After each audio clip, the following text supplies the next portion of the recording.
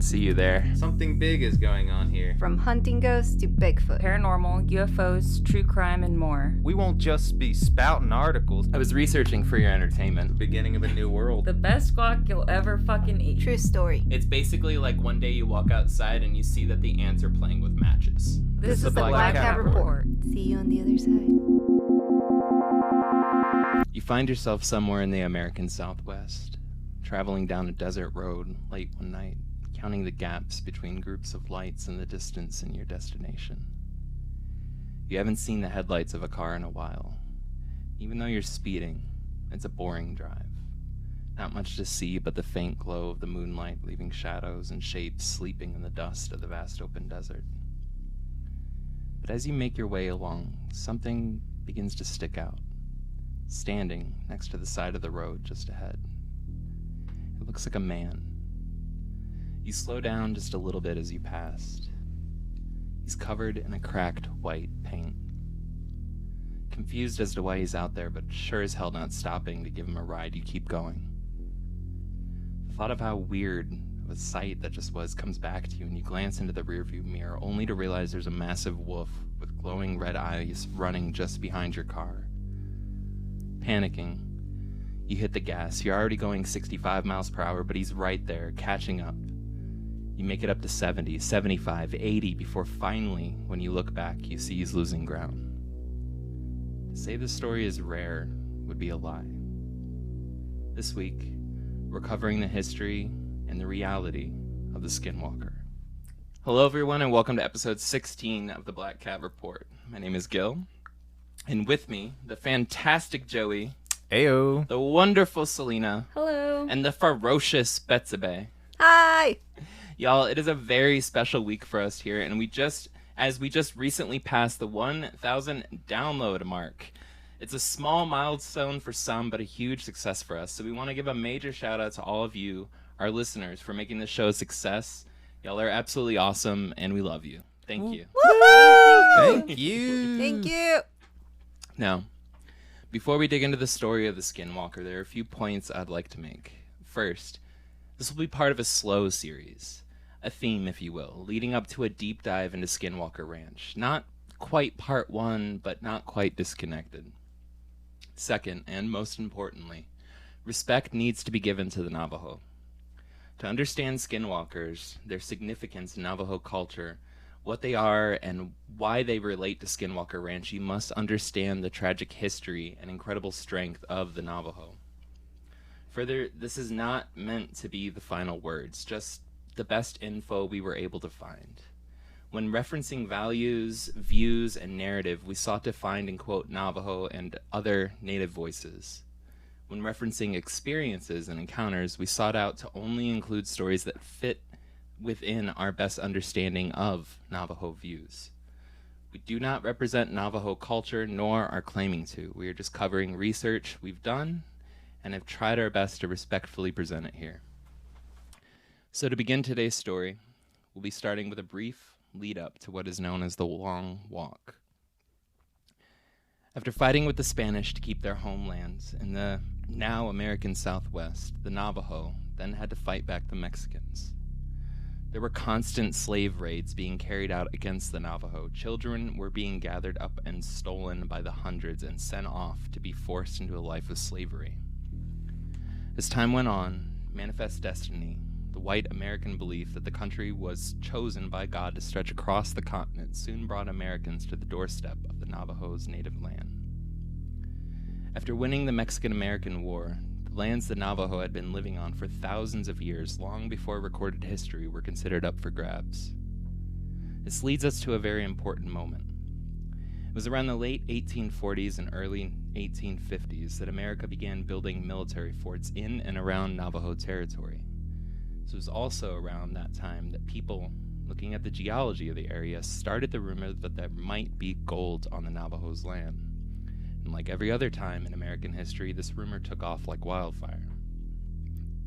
I'm skipping over a lot of treaties and events, and I want to make a point here that this time period is in fact incredibly complex, and I highly recommend people look into it. I will be including some links to some short documentaries in the show description. I'm wondering if they actually found gold in the hills, or if they were just, it's probably the government being like, I think we want that land. Let's just spread a rumor that there's gold over there, and we'll just go take it eventually. They didn't really need to, as prospectors were kind of like out there and like they were doing it looking already. where they were going to be setting up forts and things like that.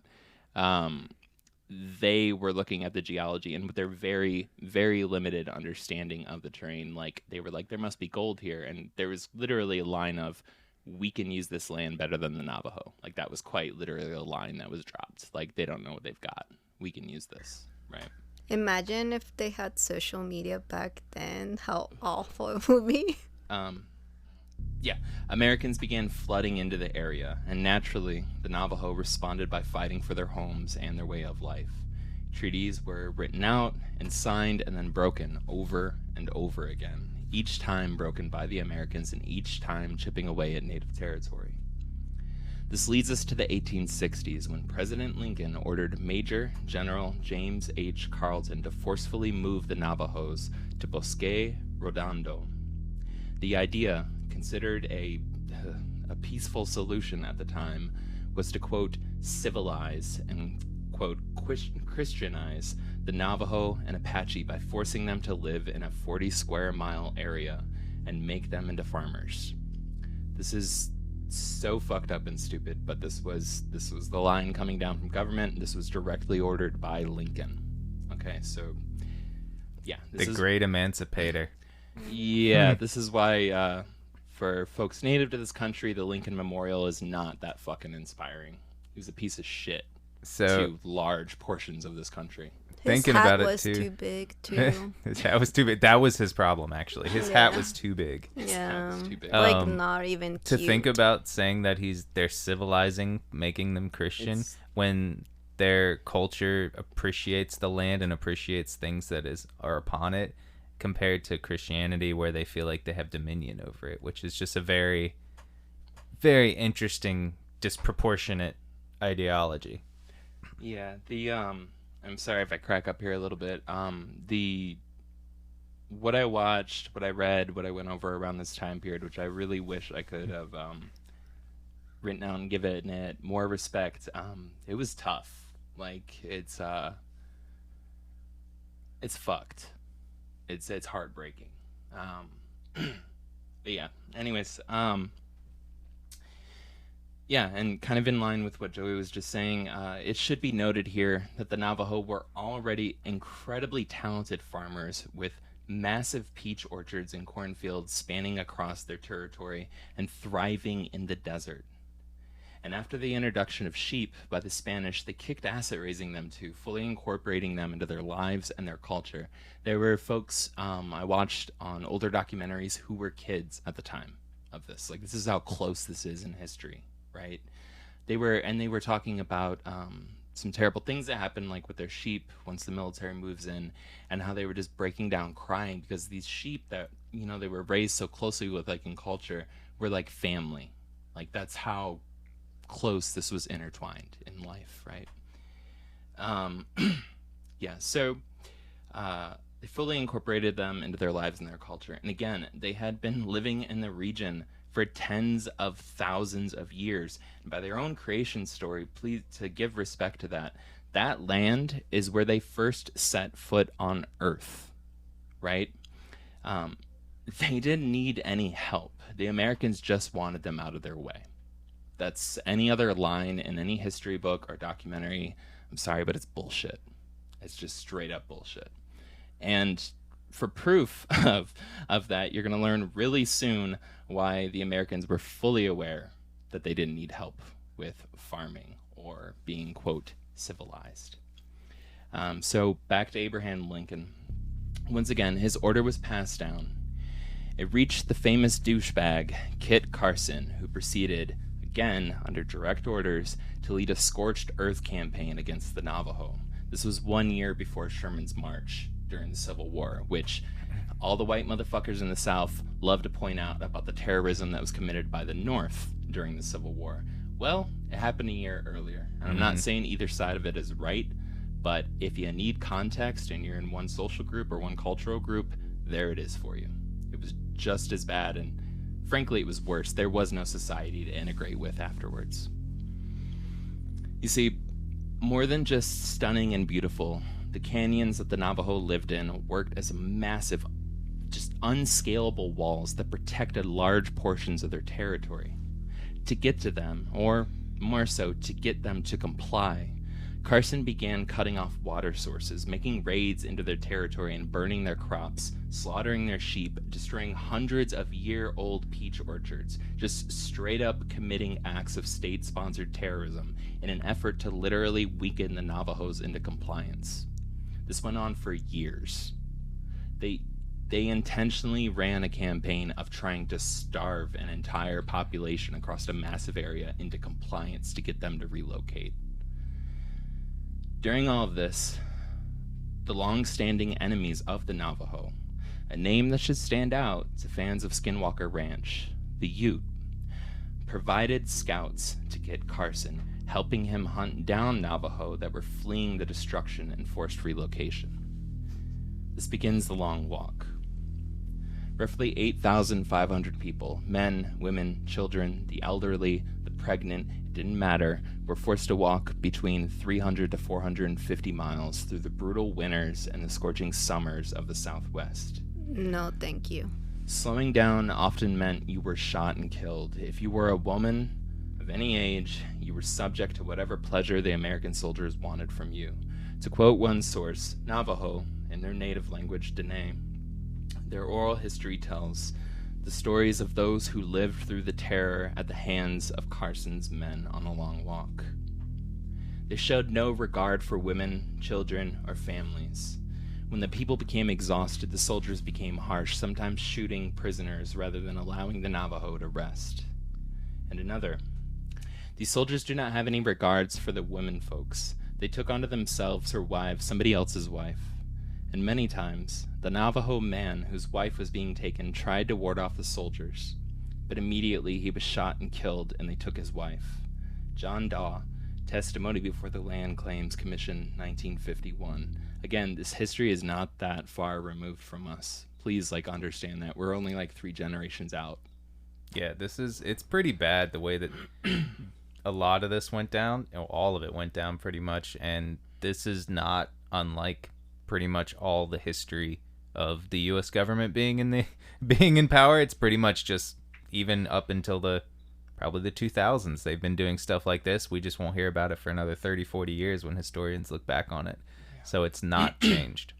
This is yeah, and I don't know if we'll have time to throw it in towards the end, but eventually I do have the numbers listed about when Navajo got the right to vote. When children were allowed to attend public schools in America, when they were considered citizens in America, and spoiler alert, your parents might have been alive at that time. This is not separate from current events. So, anyways, the brutality of Carson and the soldiers cannot be overstated. This forced march came at the end of years of systemic starvation, fleeing, desperately trying to survive, and now this, right? So these people weren't just sent on a march. They weren't in the best or the healthiest condition at the start of this march. They were already desperate. They were already spread so thin and had been fighting so hard to stay where they believed, and rightfully so, that they came into being in this earth. This is their religion. This is their culture. This is everything. Was that strip of land, this section of land in the Southwest. And now, after all this, they're being forced on this brutal fucking march for relocation.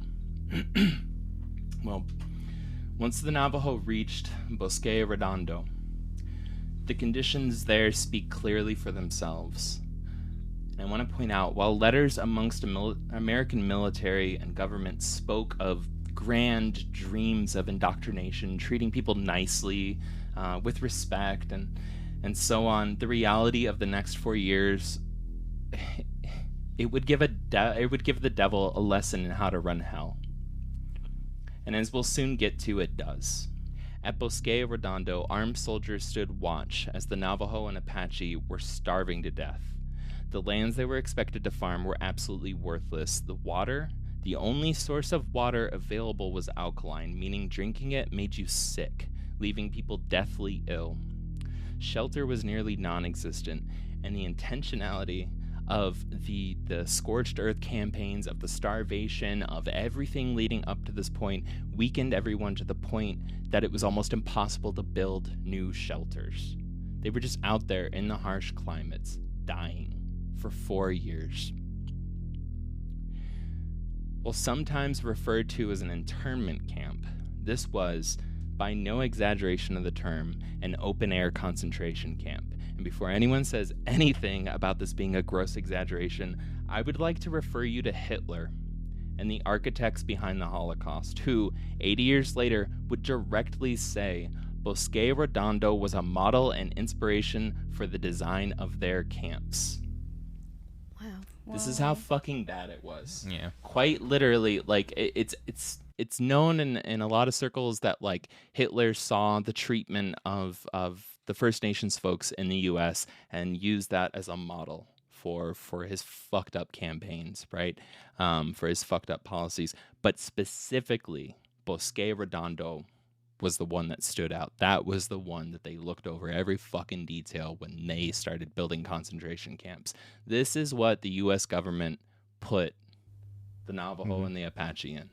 The idea of it is that treating those people as they're not human and that they're just not people. And that's kind of what they did. They also put the Japanese Americans, in internment camps who were American citizens. And they decided, these people could be spies. Let's all put them all in internment camps because they could be, in quotation, spies. Yeah, it's really strange that didn't happen to the Germans at the same time. Isn't that right? And all the people they brought over after World War II that were Nazis. Huh. Fun fact, George Takei was raised in one. Yes, he was. Yeah, yes, he was.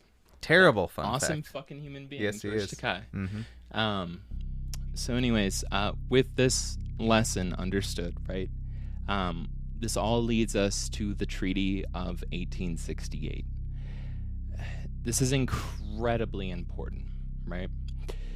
After all this pain, the war, and the suffering, and 4 years at Bosque Redondo, the Navajo were able to negotiate a treaty, right? And this allowed them to return to their homeland. Obviously, much, much smaller than their original, but still sizable, right? Much better, and at least they could go back to their source of everything, their source of culture, their source of identity, their source of belonging, everything, right?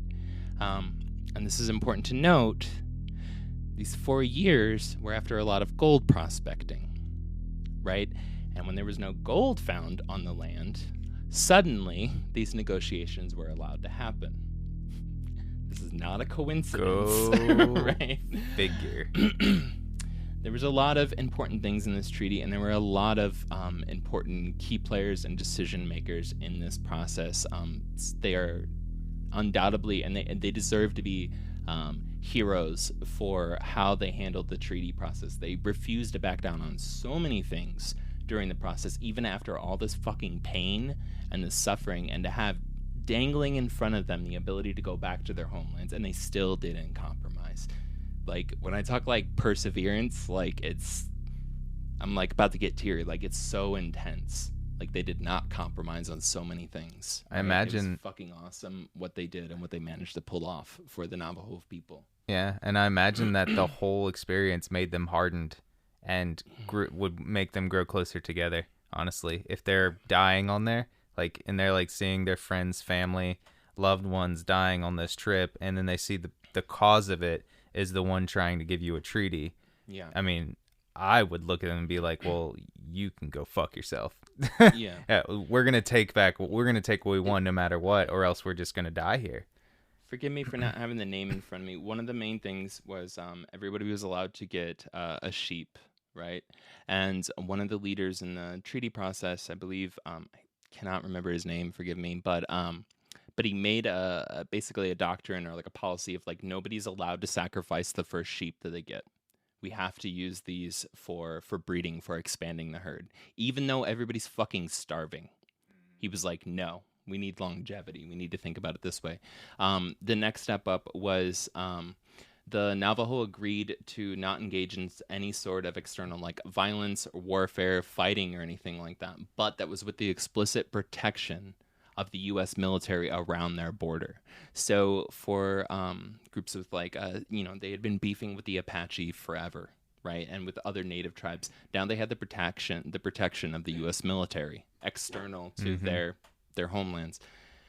Another one, which is very fucked up, but had to have sounded great at the time, was all of their children were allowed 10 years of education, right? How this worked out in reality was a continuation of the indoctrination program, where the children were snatched up as kids and shipped away for 10 years, way the fuck across the country, to indoctrination schools, where they were basically trying to Christianize them and weed out their entire culture, right? It was, what was the year? It wasn't until, please don't quote me on this, I want to say it was the 1950s before that program stopped. It was almost 100 years that went on, that the U.S. government was systematically trying to weed out Navajo culture by indoctrinating the youth. And wasn't there recently, like, those schools that they took them to, there were a bunch of bodies found? Yep. Yeah. Same school. Yeah. This continued on into the 1950s. They just straight up killed these kids. It's disgusting. Yeah, I saw in Whether the it news. was, like, like intentional or just neglect, like they killed so many kids. Probably both, honestly. Just Yeah, neglect and abuse. I can't imagine, especially after the way the intentionally planned reservations, right, were so well funded and so well supplied that the schools were much different. Well, look at them now. Literally drive and see a reservation now, and it looks like you're in a third world country. Mm-hmm. Yeah. You know where they found like all those bodies of the kids? I don't know if you guys heard about the whole Gavi Petito. No. So there was this girl that got killed by her boyfriend at this was it I can't remember the name of do you remember the name of where they found her body? Wasn't it a national park or something? Well, they found a bunch of bodies of Native American kids. So thanks to trying to find her body, they were able to find other bodies of Native American kids that were just dumped there. Yeah.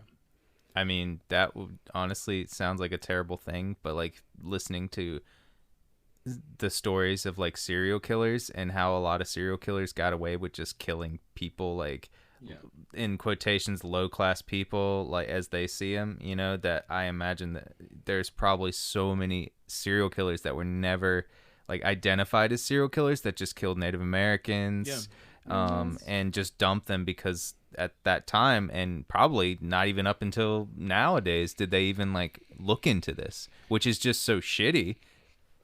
That completely tracks, like, with more well-documented serial killers now, like they got away with it for so long because they killed the untouchables in society. Like they killed prostitutes, they killed like homosexuals, they killed the folks that the police like did not give a fuck about, and they got away with it for a long time, and this is I mean, this is hate it as much as anybody wants. This is American history. That's all there is to it. There was systematic state-sponsored terrorism that continued into, more than likely, your parents' childhood. And it still continues today in different forms. And as we just brought up a little bit earlier, 20, 30 years from now, it's going to be in a textbook. It's going to be online. It's going to be common sense. But while it's happening, this vicious evil is just completely fucking ignored. For Bosque Redondo, right? There was intense pain, intense suffering for hundreds of years, fighting with the Spanish, fighting with the Mexicans, then having to deal with the Americans moving in, and then the Scorched Earth campaign, and then 4 years in an open-air concentration camp. And they finally got this treaty, the Treaty of 68, which, by the way, somehow manages to still stand to this day, right? Well, this all leads to 1878, 10 years after the treaty was signed. After a series of events and suspicions, in 1878, someone found a collection of witch relics wrapped in a copy of the Treaty of 1868 and buried in the belly of a dead man. Besides the morbid symbolism of this, to the Navajo, it was clear this was a threat, a curse put upon them just 10 years after finally finding some semblance of peace, some sense of hope for stability. After hundreds of years of war, systemic starvation, kidnapping, slavery, surviving the nightmare of the concentration camps at Bosque Redondo, someone, specifically a Navajo witch, was desiring more pain and suffering for the Navajo people. It was one of their own. This is fucked. Like, this is an intense moment, right? This discovery led to the now notorious Navajo witch purge of 1878, where upwards of 40 people were accused of being witches and killed. I give all this background because it needs to be said. There was serious trauma put upon this culture, right? Serious fucking crimes put upon this culture. Unlike the witch purges of Europe, right? Unlike the witch purges of the colonies, right?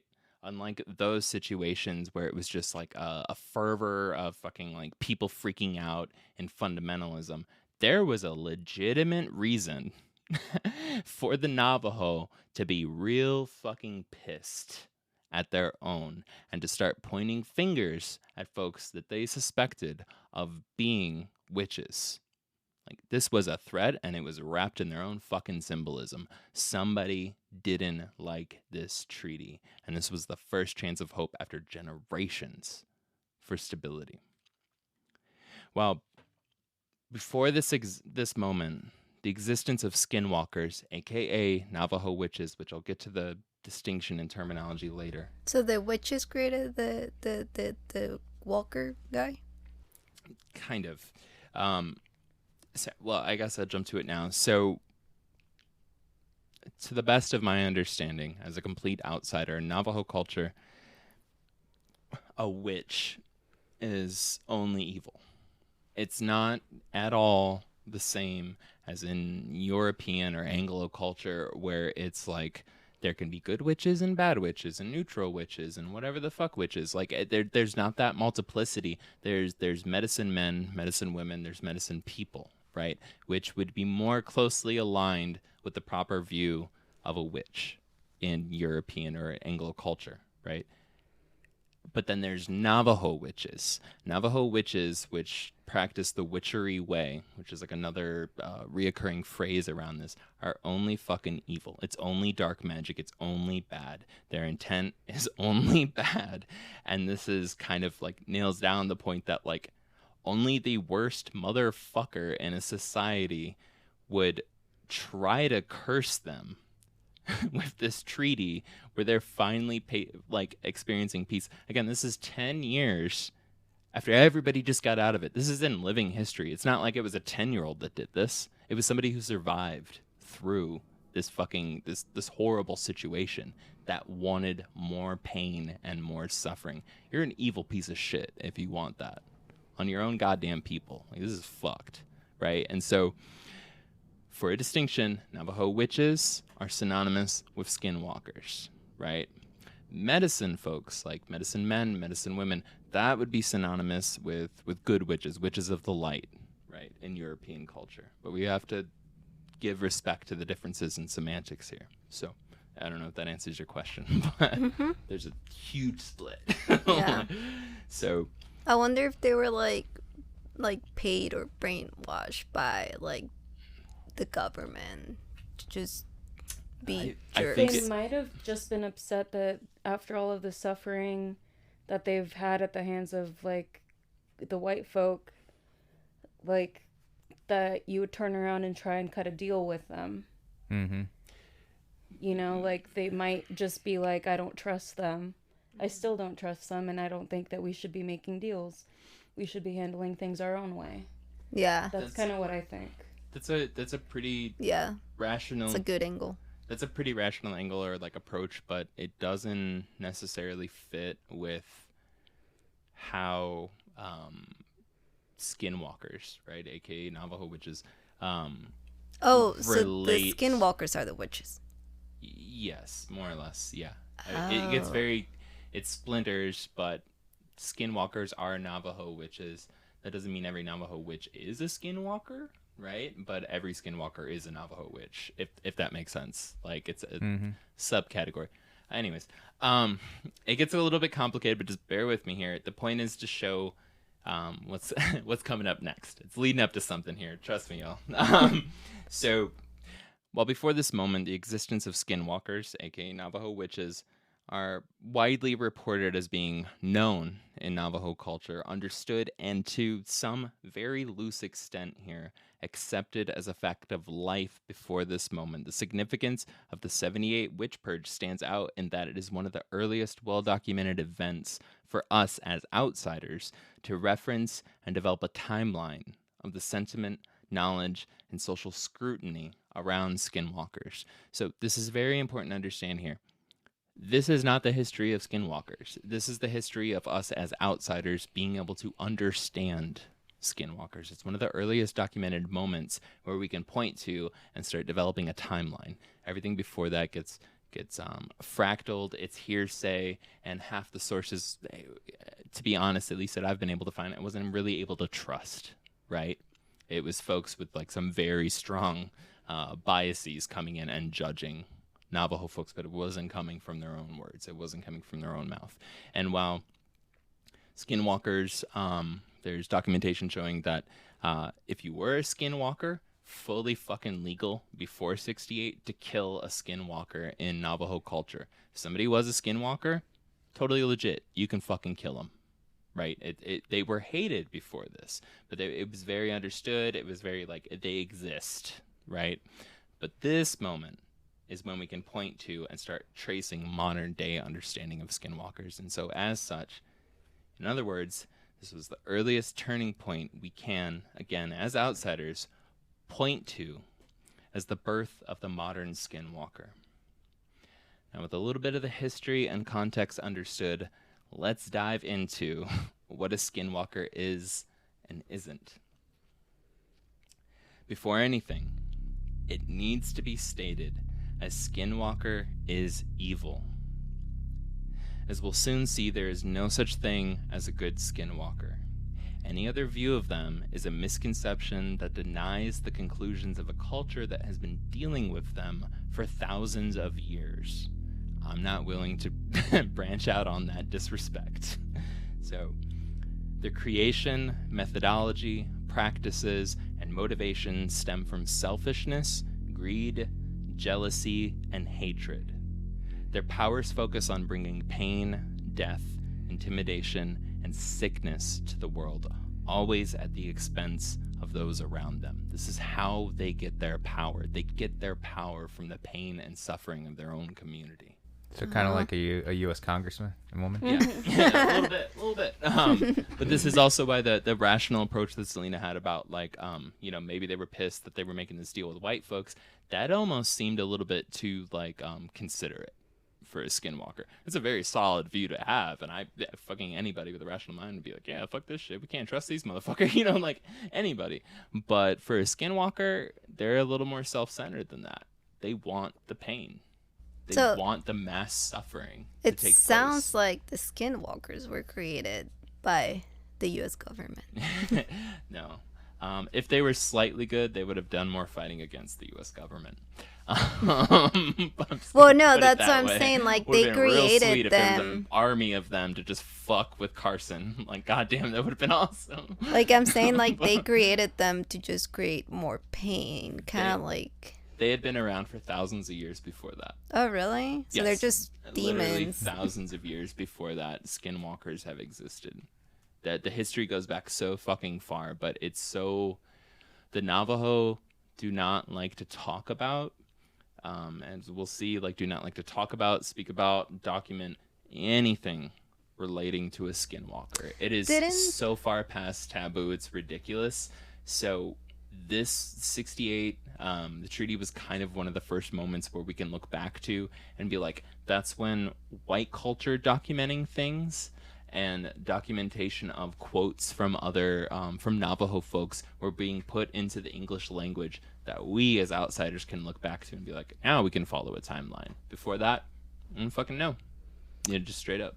Didn't the Vampire Diaries have an episode about them? Like Bonnie's grandma talked to her about that, to be careful not to basically be friends with those witches. And then she kind of like told her the story, what they were doing to the Native Americans. Yeah, the demons, that they were like killing them and doing horrible things. Yeah, I think it was about that. Yeah. Yeah, so the Vampire Diaries has an episode. So Skinwalkers are kind of like Voldemort. You don't say the name, you don't talk about them, or Sauron from Lord of the Rings. A little bit. A little bit. They're evil in their eyes. Just so people understand. Yeah, I'll always shy away from the comparisons in the sense that I really honestly do think that they need to be broken into people's minds as their own thing, and anything else besides that is an attempt, but not even close. Oh, of course, it's fiction versus reality. You know, sci-fi yeah. stuff. So like, Sauron's not real. Voldemort isn't real. So like these things are like in history documented that they're there. Yeah. Did you say Voldemort is real? Isn't real. Oh, I was like, what? So while very little is known to the general public about the ritualistic process of becoming a skinwalker, one step seems to be acknowledged again and again. In order to complete the ceremony, you must kill a close family member you love, generally a brother or sister. But the idea, the goal, the main way to do it is the person in your family that you love the most. That is who you sacrifice. Oh my god. This is the first goddamn step. Evil. Motivations to become a skinwalker vary in reasons just as widely as any other decision people make. Power over the community, revenge against someone or a group of people you feel have wronged you, family tradition, and in some cases, coercion. There is said to be a terrifying practice of sometimes forcing small children who have come across a ceremony to make a choice, telling them, kill one of your brothers or sisters and become one of us, or we'll kill you. This is still happening today. This is not old news. This isn't from the 1800s. These are quotes from folks closely involved in the community that as of 5, 6, 7 years ago are saying this is the shit that they're hearing on the ground. This is what's happening now, right? Well, once somebody becomes a skinwalker, they change their behavior, their personality, everything. Which is why getting somebody while they're young seems to be a somewhat common practice. They can be raised in a world of secrecy, and the transformation can happen before the shift in their personality or the required sacrifice of a loved one raises any alarms in the community. Nobody suspects a 7-year-old of committing murder. A personality change in a little kid doesn't really stand out, as opposed to somebody in their 20s or their 30s who completely has a shift in character, who would be a number one suspect in a missing person, right? Grabbing a young kid makes sense. Mm-hmm. To add to this, the powers acquired when one becomes a skinwalker seem to replace part within them. Call it their soul, their life force, what have you, but it is widely understood that leaving the path of being a skinwalker means death, essentially locking you into the practice, rituals, and motivations to maintain secrecy. It is said that while the skinwalker does not lose control of themselves, going on wild rampages like a werewolf, they will die if they do not kill. If they do not make a habit of bringing upon pain and suffering. In other words, whatever deal they make when they make it requires them to regularly bring forth its imbalance into the world, to maintain a flow of its influence into the world. Far past symbols of curses, a skinwalker, who can be a man or a woman, employs a variety of skills and techniques to complement their dark powers. From poisonous corpse powders stored in bones taken from a graveyard to methods of breaking into your mind and stealing your self-control. When you are targeted by a skinwalker, your only hope is to seek out help from someone versed in healing that can fight for you beyond this physical plane, specifically and ideally a Navajo medicine man. As for process and abilities, we'll work through what is widely known and reported before, acknowledging what I would consider to be a safe assumption. Now, for what we know. To speak to the process, as with any practice, some people are more talented or more trained, right? So this means that some skinwalkers are able to transform completely, while others only partially, leading stories to wolf-like men being associated with them, as well as tales of skinwalkers completely taking the shape of other humans. We have that wide range of some folks, when they enact on these powers, can completely 100% transform into whatever they decide to mimic, right? In order to get to their target, in order to do whatever their goal is. Other folks, that's where you start to get the stories of like the half man, half wolf. Right, you get to have the partial bestial, like it has like wolf legs but a human head, and it has like all these types of great things. So when you brought up werewolves earlier, Betsabe, like kind of but not, right? Like, and unlike werewolves, where like they're kind of beholden to the cycles of the moon, and like they kind of like get flipped into this uncontrollable rage when like this happens, when this transformation happens. Skinwalkers are in control.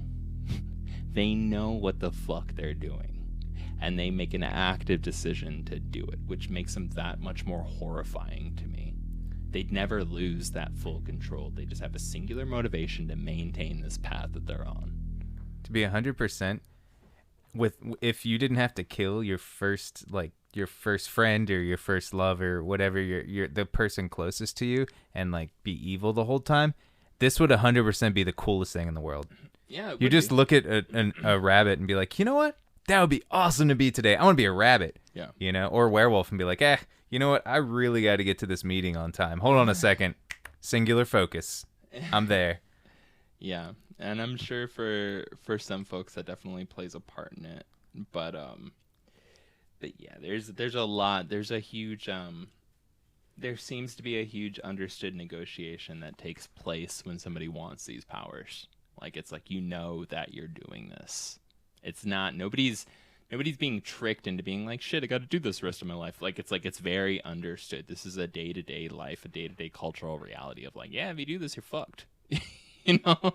Which makes the decision that much more like despicable, honestly. Well, at some point before the transformation, the skinwalker will coat themselves from head to toe, the hair and all, with a thick substance that eventually dries to look like cracked white paint.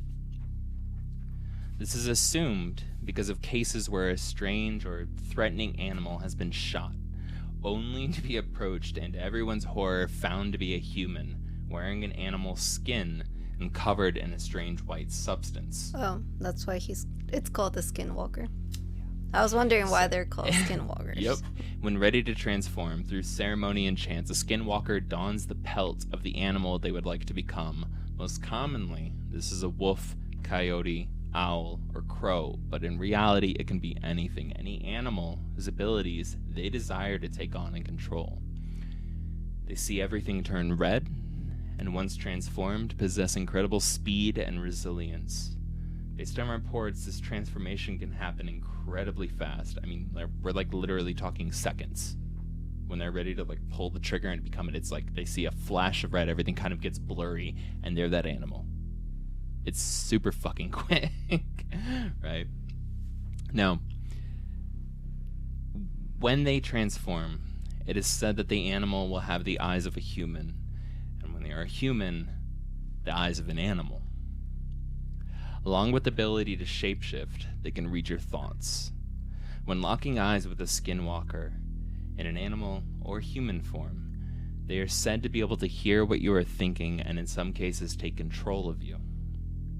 They can attack you in your sleep, manifesting dark visions of your own death while you were trapped in your dreams and literally dying in front of people who are awake around you. They can use footprints, hair, and personal possessions, anything of close meaning or of your body, to curse you into a cycle of tragedy and bad luck. They can project their consciousness and image. They have the power to produce the literal manifestation of themselves and appear wherever they desire in order to stalk and torment their target.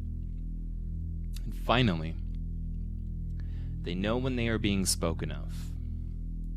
It is widely acknowledged that to speak of them is to draw their attention and to put yourself at risk of becoming a target. Thanks, Gilbert. While it's nearly impossible to know if someone around you is a skinwalker, thus making speaking of them in public very risky, there are also countless tales that add up to more than practicing simple caution or social paranoia. People attempting to report on skinwalkers or speak about them have faced odd occurrences, direct consequences, and visits from skinwalkers. In short, to talk about them is to risk becoming a target. This is widely understood in Navajo culture and also one of the reasons why you shouldn't be a dick and ask anyone, friend, family, or stranger who's Navajo to talk about them. Even if it wasn't putting a target on their heads, please be considerate to the complexity of being an individual in a world of labels, values, and beautiful differences. Thank you so much for listening to the Black Cat Report and our episode on the spine-tingling and skin-crawly skinwalkers. If you are too creeped out to function, just like, review, and subscribe to us wherever you get your podcasts, and follow our adventures on Instagram as well. Now let's get back to the skins walking.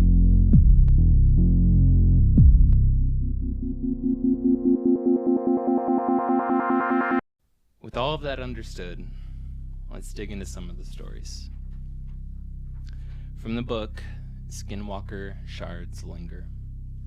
Haas Lors, a Mormon living with his Navajo wife, Mary, on or near various areas of the massive Navajo Nation, which, to kind of backtrack a little bit, spans over 27,000 square miles of the American Southwest, have both had encounters as well as attempts on their lives by skinwalkers. And to follow up on all of this, that 1868 treaty, right, like outlined a border of, I think it's 27,400 and something miles of a territory that still existed. It is the largest, quote-unquote, Native American reservation in the country. It is huge.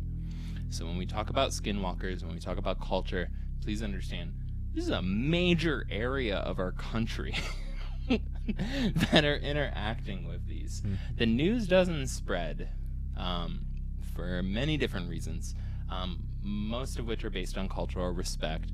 The other based off of people in the culture being like, I don't want to fucking talk about this, right? But this is not a small little section of our country. This is massive, right? Well, on a cold winter evening in 2013, Haas and his dog, also named Haas, were heading out to feed their horses on the ranch. Partway there, the dog, Haas, lets off a warning bark and makes a dash back towards the house where Mary was inside resting. Haas, the human, turns around and heads back to see what all the ruckus was about. As he approached the house, he realizes the door was wide open. Panicked, he begins looking around, making his way to the bedroom where him and Mary, lived. It was their bedroom. She was there, writhing in pain and groaning, with a fine white dust coating her face, their dog Haas, with a scared look, quietly sitting at her feet. As Haas approached her, he heard the distinctive sound of claws scratching across the hardwood floor in their house before one of the doors opened and slammed shut. Realizing what this was, he ran and grabbed hot water and a washcloth and began desperately trying to wipe the dust off of her face. It was corpse powder, a complex mixture made from the bones and skin of a corpse, then laced with strong psychoactive herbs, one of the Skinwalker's favorite poisons. Considered lucky, if you only become deathly ill, inhaling just a small amount is more than enough to kill you. Wow. Haas stayed up all night giving Mary medicine they had on hand from the last attack, praying non-stop and burning cedar wood. Morning came, and she partially snapped out of the dreamlike state she had been stuck in. At this point, she just barely managed to get out the words to ask for water. And it was right around this time, right around this moment, they both heard something large jump down from the woodpile next to their house, knocking it over and running away. Mary, sipping the water, explained how she'd been stuck in a dreamlike space, desperately trying to come back. She would end up sleeping through most of the day until finally Haas was able to bring her to the medicine man they had gone to before. So this has happened to them before? Many times before. Oh my god. After another long night, she was finally brought back to herself and to this world.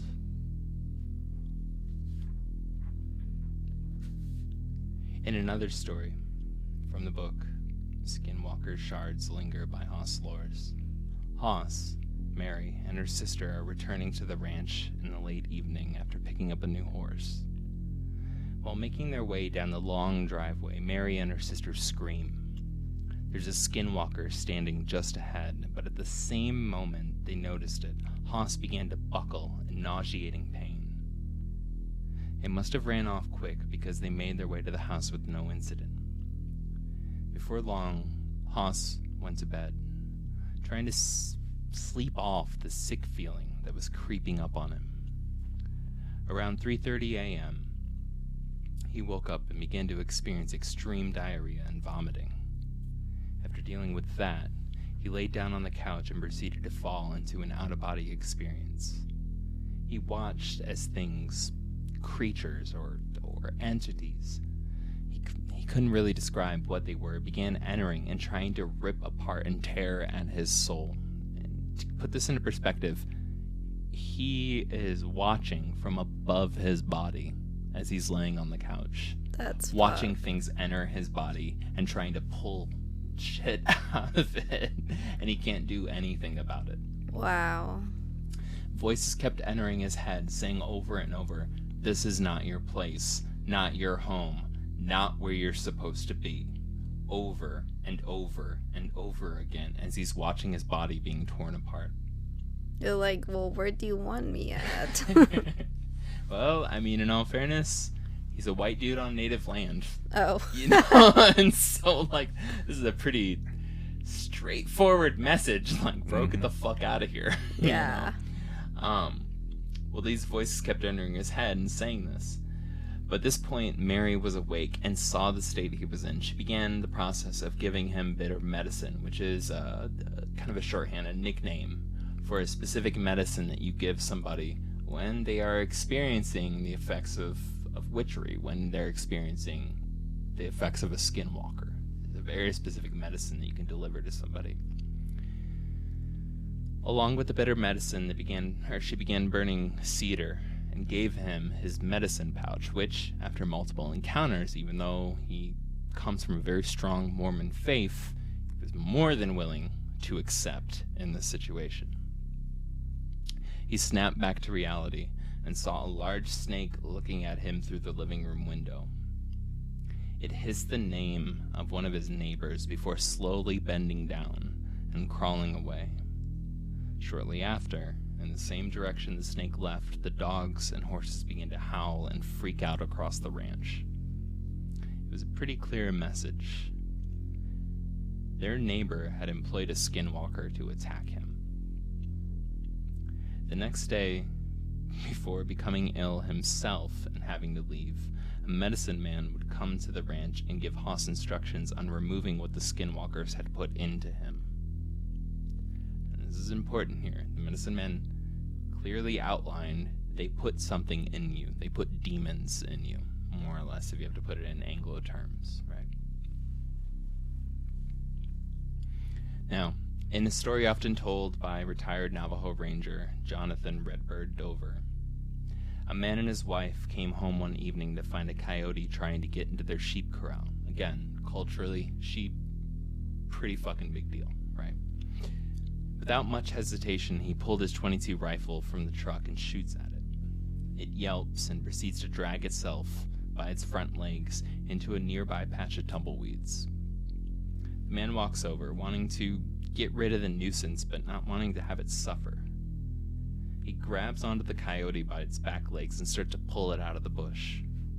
As he does this, the legs turn into human legs. He drops them and steps back. A skinny, injured man completely covered in a white pate laid on the ground in front of him. Looking over at his wife, he asks what the fuck should we do right now? Frankly, who the hell is going to believe this, right? They decide to call the police and an ambulance. Now, this is where the reality of people in present day dealing with skinwalkers shows. The police, multiple police, show up first. When they arrive, they see the man on the ground, still alive, and they say, quote, "We don't want anything to do with this." I do want to clarify, too, this is on the reservation, right? Yes. So then it would be reservation police who would be taking care of this, since they're different than law enforcement. So they would have knowledge about this already as the Navajo people. Yeah. This is going to be Navajo or, like, in a loose sense, Navajo adjacent folks, like folks that are more experienced with, like, the culture and stuff like that, showing up to this. But this is police in a federal system, like, kind of, like, showing up and being like, fuck that. Like, we're not fucking touching that. We're not looking at that. We're not asking it a goddamn question. And this is also in the story, everybody in the story starts referring to the Skinwalker as it. Not a single person says him. Not a single person says her. They don't give any, I would say, like, personification. They don't give any type of, like, human feeling to the Skinwalker. They just start referring to it as it. And it's very well understood, at least as I've heard the multiple stories, like, it's an it. There is no humanity in what they're looking at. They then sit far away in their cars as everyone waits for the ambulance to show. No questions are asked, right? And this whole time, the Skinwalker's on the ground, alive, conscious, right? But with a bullet wound, with a .22 wound, like, in its side. Everyone is afraid to talk because if you talk to a Skinwalker, there's a chance that later it might be able to identify you and come after you. Nobody in this situation wants to fucking say a word, wants to stand out. They're all fucking scared shitless. So there's a way to kill them? There is a way to kill them, but we'll get to that. I mean, so we know how to defend ourselves?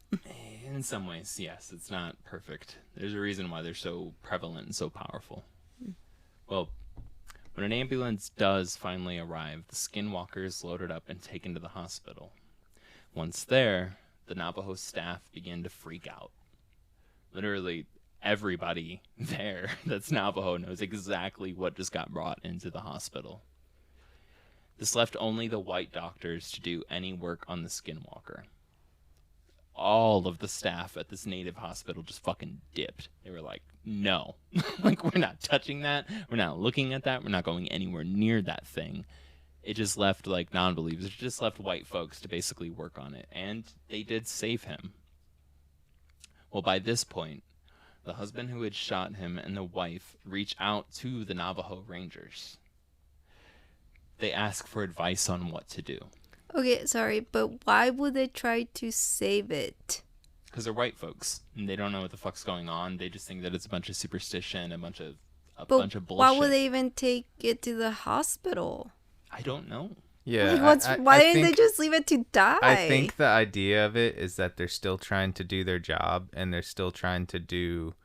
They don't see it yet. Like, the idea of it is that you don't see it as human. They don't see it as human, but they still have to do their job, and they still have to do this thing, even though it's kind of against their. No, but like when they shot it and it was there, who called the ambulance to come pick it up? The husband and wife who originally, like, the husband saw it, shot it because it was a nuisance. It was trying to get to their sheep and to kill their sheep. Like, if you're living on a ranch life, that's what you do. Why would they call the ambulance? Well, because it became a human in front of them, and now they have a human body on their hands. What do you do? I mean, it's a weird situation to be in, and again, like, they're just like, oh, fuck. Like, we shot a coyote. I literally, like, from the wife's perspective, I just watched you grab a coyote by its legs and start pulling it out, and it fucking changed into a goddamn human in front of us. What do we do? There's a dead body on our ranch. Like, what do you do in that situation? And so they were like, he wasn't dead. Well, not a dead body, sorry. You're right. But like, it changed into a human body. You just shot a human.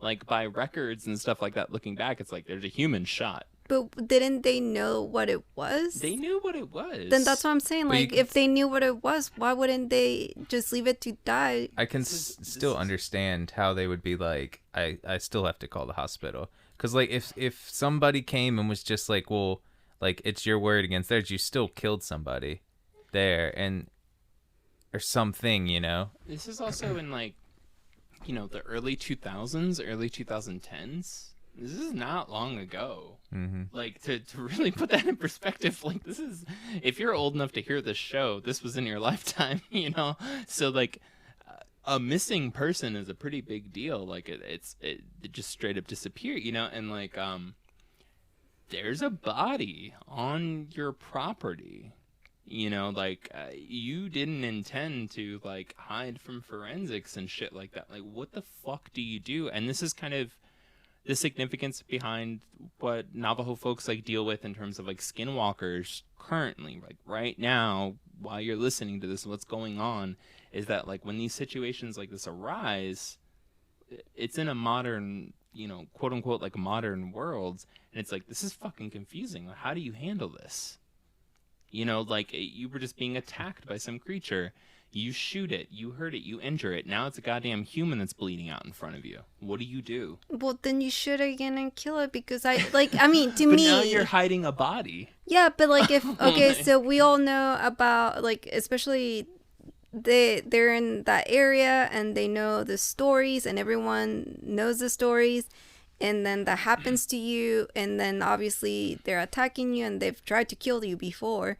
Yeah. And then, like, you shoot it, and then you shoot again because you want it to die because it already tried to kill you before, and they all know about it. So, like, you can shoot again and kill it, and then you can call the cops later, but it's dead. But it's a dead human. So you're thinking about this and knowing that it's not a mythology, right? You're thinking of this in their perspective of, like, this is happening and this is real. You have to take the mindset after it of, like, the people looking into this. Yeah, it may not be the police, but it could be federal agents looking into this, saying, like, you murdered somebody, you're going to jail. And somebody, a family, because these people, they don't not have families. Like, they may kill somebody that's close to them, but they still have family. And if they go missing for a certain amount of time, who knows? Yeah, but you could be called and then they find it. But the difference that I'm saying is because it's in the area. Like, I will understand if it was, like, here in downtown Asheville. Okay, no one knows about this. Yeah. But they are in the reservation area where everyone knows about it. That's what I'm saying. Like, if it was, like, here or New York City, okay, I get it. But in the reservation. It also, like, there is, and thankfully so, there is an inherent, like, humans don't like to kill other humans. Oh, I guess it was just me. but you know what I mean, though? That's just, like, humans do have a stopping point in killing other humans. That's why we, as a species, as a culture, as everything, like, despise murderers, right? Like, it's just like, it is a wholly despicable act, you know. And so, like, to realize, like, to see something like that when you did not have the intent of killing another human being, to all of a sudden it becomes another human being, you're gonna freak out. Like, you're probably not a fucking murderer. You're probably not a piece of shit. And you're just like, oh God, there's a human in front of me. Oh, fuck their family. Oh, fuck this. Oh, fuck this. So, like you're gonna spiral, you know. Like, you didn't intend that. It wasn't even in the sense of like self-defense or something like that. It was just like, shit, I shot a coyote. I've shot hundreds of coyotes in my life, you know. Like, it's just like, you're living on a ranch, you're protecting your fucking sheep, you're protecting your family, everything, you know, keeping disease down, and then all of a sudden it's a goddamn human in front of you, bleeding and like crying or whatever on the ground. Like, that's a weird situation to be in, you know. Like, and like, who's to say that this isn't their first experience with a skinwalker? Like, you know, like, they might just be like, oh shit, that wasn't a joke. Like, it's... I thought it was the same couple. No. This was a different couple. Oh, that's how I was like, dude, they tried to kill you. Why are you doing that? No. That couple, Haas and Mary. Okay, we moved on from that couple. I will put the link to Haas and Mary's, or specifically to Haas's book, in the show notes. It's like $3.99, $4. You can get it on Kindle, or you can like buy it on Amazon. It's super cheap. It's a really quick read, like 40 minutes. It's awesome. It's an awesome read. I learned way more details about skinwalkers in that short little book than I have in like a bunch of podcasts and a bunch of like documentaries and stories. Like, it was fucking solid, and I've heard it referenced a lot in like little footnotes and things like that. And I was like, oh shit, this is fucking sick. This is like a little hidden gem over here. But back to the couple that accidentally shot a coyote, or that shot a coyote that became a dude. Then everybody freaked out. So after he was taken to the hospital, Navajo's all like, you know, seeing like it's this dude with a 22 shot covered in white paint, which is just a hallmark of like skinwalkers, right? When they're doing their whole transition thing, their transformation thing like that. Like, all of them freaked the fuck out, and they were like, what the fuck, and this and that and the other. And the white doctors basically had to like try to like kick everybody out of the room that knew what the fuck was going on, and focus on just saving this piece of shit's life. And we can safely call him a piece of shit. So the family, after this, right, after he had been saved, then approached the Navajo Rangers, and they specifically asked for advice on what to do. They were terrified that there would now be the skinwalker out there that would be seeking revenge on them. Rightfully so. You know, he got shot. Like, and then they just fucking ignored him as he was on the ground bleeding, and we're like, I ain't touching him, you touching him, I ain't touching him. You know, like, so, like, he's gonna be pissed. Yeah, skinwalkers aren't known for being forgiving. Well, this is when Jonathan Dover, along with his partner, informed them that in Navajo tradition, one of the best ways to deal with the threat of a skinwalker is to go directly to their house and tell them that you know it's them. At this point, if you do this, they will drop dead in 3 days. That's good to know. This is one of the only defenses that exist against a skinwalker, right? Well, the family all of a sudden seemed very happy with this knowledge after coming up, and they were very stressed. And they left with a smile on their face. There's no information on follow-up about if some random person in town died within 3 days, but the family went from completely distraught to, like, very satisfied with understanding what they should do next. Again, the police refused to get involved. This all had to be handled outside of the judicial system and inside of cultural practices. This is legit as fuck, in my opinion. I thought for a second the cops were gonna say it's called a double barrel to the back of the head. Well, yeah. So here's a few things. There's myths that go around about skinwalkers are bulletproof, that they can't be killed, all this fucking shit about them. It's not true. From the folks that have dealt with them on a regular basis, that have dealt with reports of them and responding to reports of them, just like most things in this world, shot to the head will deal with it pretty damn well, right? Shooting them will kill them. But as we just discussed, like Betsy and I just went back and forth, also leaves you with a human carcass on your property that you now have to try to figure out how to explain to a larger judicial system that will literally not believe you. So it kind of puts you in a bit of a pickle. Being able to say, and this comes up over and over again, being able to say their name, their full name, and telling them, I know who you are. Your name is insert, whatever the name is. So their birth name. It's a threat. Like, it's a direct threat. Part of the way that Skinwalkers operate is in the complete shadows and within fear. And part of breaking out of that fear is identification.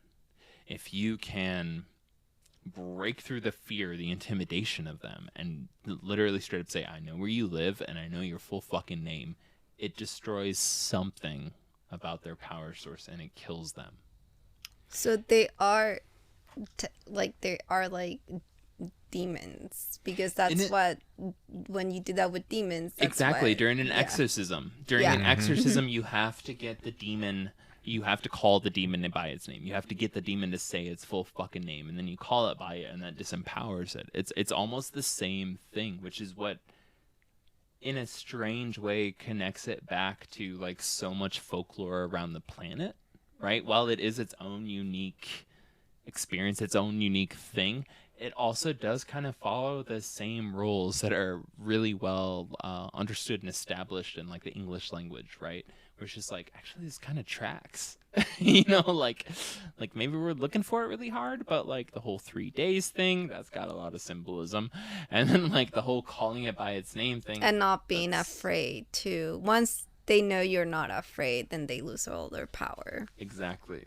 And like I don't know. This all comes down for me to like whatever it, quote unquote, is, even if it isn't it, it's only pure speculation. But what makes sense to me from the angle of ritual, ceremony, sacrifice is something is being tapped into. It's being called upon. And like the self-interest of a parasite spreading between hosts, without the host, it will die. So if it doesn't reach a balance with the host and it kills them, it will quickly find itself running out of options. I believe this is why the agreement must be made to begin with. Approval must be given by the host, and a deal must be struck. Like, there is something that's being tapped into. And this is totally my speculation, but like something is happening and an agreement's being made, where you're kind of just sacrificing each part of yourself to gain these powers, and you're walking this fine line of like a balance between your motivations and its self-interest. And the second that breaks, shit falls apart. Like over and over and over again in these stories. I don't know. But all I can say is that like this is... these folklores, these legends, the stories and stuff like that, they've transferred into modern day and into the same pitfalls of modern day versus tradition. There are stories of kids that are in their teens and their early 20s who only learn, for whatever reason, the process and the ability to shapeshift. And they do it as pranks. They do it to fuck around with the neighborhood and to screw with people in town. They do it for reasons of gang interest on reservations, just to fuck with other gangs. That's all. They don't understand the medicine. They don't understand the deep culture of like curses. They don't understand any of this other shit. Like the positives and none of that. They just know how to do this one thing, and they go out and they fuck with people and they do it and they come back. And these reports are coming in from Phoenix, from Albuquerque, from like cities that like you probably have a connecting flight to at some point. Like they're coming in throughout the Southwest of like reports of things like this happening. And it's coming in, the way that it's evolved stands out to me because it's not tied to some traditional kind of like, to really fucking bastardize all of this, a witch doctor kind of like, ooh, it's like kind of a thing. It's like, no, it's actually being bastardized in a modern way, but still being used. And it's fucking nuts. Like, the stories that are coming back are fucking, I don't know, they're fucking nuts. Imagine it seems like it's like it fits the times for how they're trying to screw with like the idea of it. Like, I know that was in like 2000 and putting curses on somebody, but I feel like that fit like an older way of telling stories and an older way to mess with people of like hearing that throughout the town. And like now with, I don't know, like the viral stuff, I feel like that would be more of a thing where you just hear somebody's like, damn, these people are just screwing with people. Like, it's not somebody was killed. It's somebody was put, like, it spreads more fear now for people to go out and do these little things like messing with people than it does to like somebody being killed, because we're desensitized to that, I feel like now. Jonathan Redbird Dover does point out, there's a bunch of great talks and stuff by him that I've listened to, but he does point out that he thinks that there's more Skinwalkers now than there has ever been in history. Oh, that's not good. Yeah, and it's but he does also point out that the process of like learning within the culture has become more fragmented in the sense, and he uses the same line over and over again. I'm loosely trying to quote him here, but he says that at one point in time, you know, you were trained to be a medicine man, a medicine woman, or whatever, like from birth. Like, it was just like, you know, like it was a path that you were on. It was your full life. And obviously you spend a full lifetime learning something as complicated as that. You understand a multiplicity of applications, of views, of practice, right? Now, a lot of folks are learning specialties later in life. And so what you have in the world of that type of like work, of that type of medicine, is you have almost like in Western medicine where you have like an ear, nose, and throat specialist, and I'm quoting him here, or you have like a dentist, or you have you have people that instead of being a general practitioner that just covers everything, they're specialists in one specific area. And just as that has become fractaled, right, or fractured, so has the knowledge, understanding, and process of like being a skinwalker has also become like fractured, where it's just like you might understand curses, you might understand just the transformation, you might understand this, but there's something to the fact that it has been updated in this way, right? Like this way that like it stands out to me as making it like more legitimate. I can't escape that reality. It's not just like this all-encompassing evil, right? It's just like it's been bastardized the same way all traditions have been bastardized as they pick up modern motivations, right? But it's a fucking trip, and it doesn't mean that the old ways, that the old views, that the more long-term dedicated paths, again, grabbing up young children and putting them on that path early, like it doesn't mean that that's gone. Just means that it might be less prevalent, or maybe it's less prevalent because it's fucking spreading everywhere in certain ways. So, I don't know, but it's a fucking trip, and all I can tell you is that, like, I've read too many reports from Navajo which would rather fucking not talk about this kind of shit, would rather ignore this kind of shit, saying that they've dealt with this and saying how much of a problem it is, along with Mormons living in the area, again, like with like Haas and with his wife. He's devout fucking Mormon.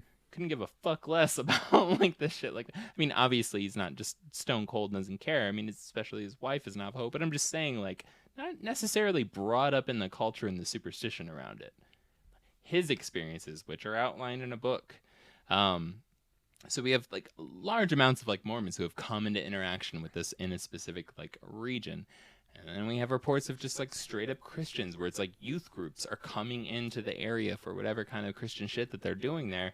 And like they get warned one time when they come onto the res, like, don't talk about skinwalkers, don't da-da-da-da-da, don't do this, don't do this, don't do that. And, you know, all these Christians coming in from around the country are just like, what do you mean? Why are we about da-da-da-da-da? But what about Jesus? And they're just like, yeah, Jesus. We're all Christian here, but, like, just fucking don't bring that shit up here, all right? This is, it might come back at you. Like, so folks that are 100% outside of the culture, that are interacting with and on the grounds of where this culture is practicing and shit. They're also like, yeah, you need to give respect to that. Like, you don't fuck around with that shit. Thank you so much for listening to this episode on the Skinwalker. We put a lot of effort into giving you interesting and fun episodes each week.